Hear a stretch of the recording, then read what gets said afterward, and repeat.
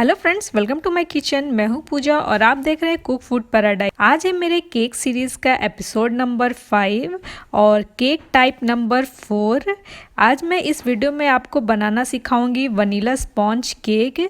पहले के वीडियोस में मैंने 3 टाइप से एगलेस वनीला स्पॉन्ज केक बनाना सिखाया है। आज हम अंडे के साथ परफेक्ट स्पॉन्ज केक कैसे बनाते हैं, वो बिना ओवन के, वो मैं आपको सिखाऊंगी।